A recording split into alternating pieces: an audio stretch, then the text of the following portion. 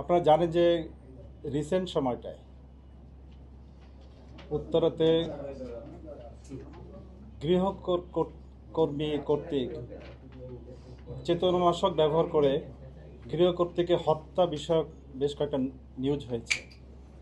আপনাদের জানার কথা, যারা সাংবাদিক ভাইরা আছেন, কালের কণ্ঠ, তারপরে আমার দেশ, বিভিন্ন পত্রিকা এসেছে। 17 তারিখের ঘটনা। 17 তারিখে, জাস্ট এই মাসের 17 তারিখ, এই গৃহকর্মী কর্তৃক গৃহকর্ত্রীকে হত্যা এবং বাড়ির মালিক চেতনানাশকের ব্যবহারের ফলে গুরুতর অসুস্থ, আইসিইউতে, এই নিউজগুলো ব্যাপক আলোচিত হয়েছে। আমরা তাৎক্ষণিক পিবিআইয়ের পক্ষ থেকে জনস্বার্থ এবং গুরুত্ব বিবেচনা করে মামলাটি উত্তরা পশ্চিম থানা থেকে সউদ্যোগে অধিগ্রহণ করেছি এবং তাৎক্ষণিকভাবে ছায়াতদন্ত শুরু করে আমরা এই ঘটনাকে রহস্য উদ্ঘাটনের জন্য ব্যাপক তৎপরতা শুরু করি। আমাদের সাথে থানা পুলিশ, সিআইডি, ডিবি, অন্যান্য টিমগুলো কাজ করতেছিলেন।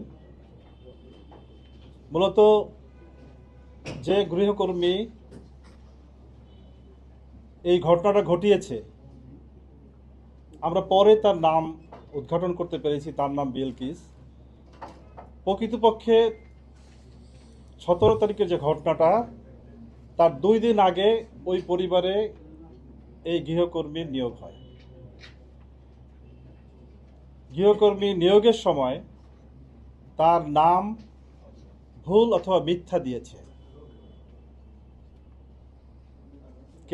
বাড়ির কেয়ারটেকার কাছে বলেছে মমতাজ, এবং ওই বাসায় ভিকটিমের পরিবারে সে তার নাম বলেছে মারুফা।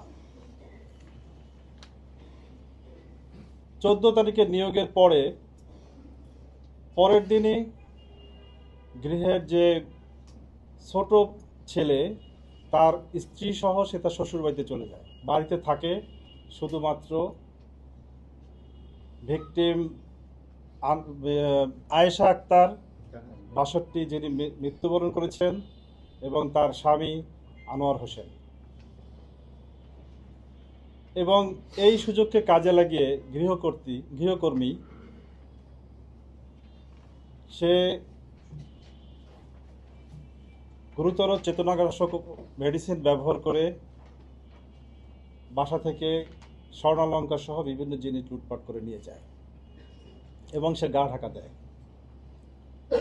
সন্ধ্যা নাগাদ পরিবারের বড় ছেলে সে বাবাকে ফোন দেয়, কিন্তু বাবা ভালোভাবে কথা বলতে না পারায় সে দ্রুত বাসায় চলে আসে। বাসায় এসে তার মাকে অত্যন্ত নিথর অবস্থায় দেখতে পান এবং বাবাকে মুমূর্ষু অবস্থায় দেখতে পান। সে দ্রুত তড়িঘড়ি করে হসপিটালে নিয়ে যান। উত্তরাতে লুবানা হসপিটাল আছে, আপনারা জানেন। লুবানা হসপিটালে তাদেরকে অ্যাডমিট করে, কিন্তু হসপিটালে নেওয়ার পরে হসপিটাল কর্তৃপক্ষ তার মা আয়েশা আক্তার নিহত বলে জানান এবং তার বাবা আনোয়ার হোসেনকে আইসিইউতে